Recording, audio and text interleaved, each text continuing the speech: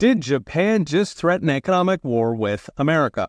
While rumors swirl of a U.S.-China trade deal last week, Japan went rogue, with Japan's finance minister Kato threatening to use Japan's $1.1 trillion stockpile of U.S. treasuries to crash our financial system, which could set off a financial crisis on the order of 2008.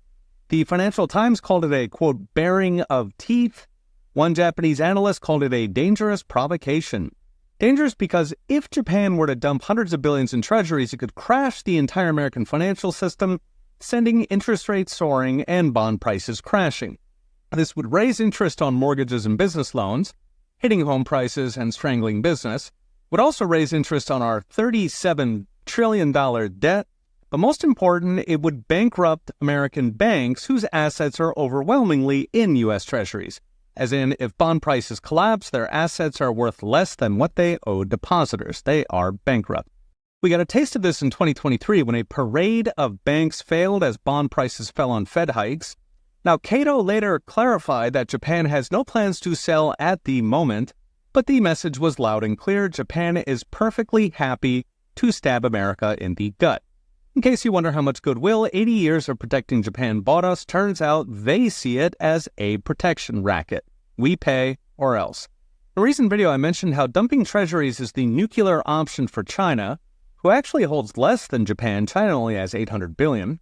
I didn't figure China would go there since Trump has some nuclear options of his own, including cutting off Chinese companies from U.S. capital markets. I did not expect Japan would be the one to go there. After all, Japan needs us a lot more than we need them, so they buy just half what they export to us, and most of what they buy is energy, not manufacturing, so it doesn't create that many American jobs. Most important, Japan receives north of $70 billion a year in free protection from the U.S. military, plus a nuclear umbrella and 50,000 U.S. Marines worth of tripwire, all free of charge.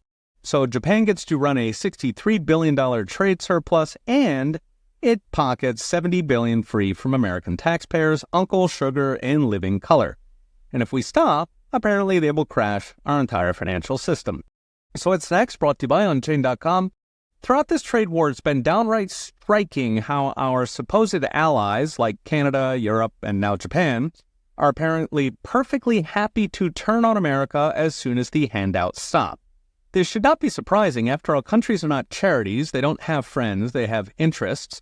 Only in America is it our sacred duty to spend hundreds of billions for other countries and get shafted in return, to the point anybody who speaks of allies is probably picking your pocket.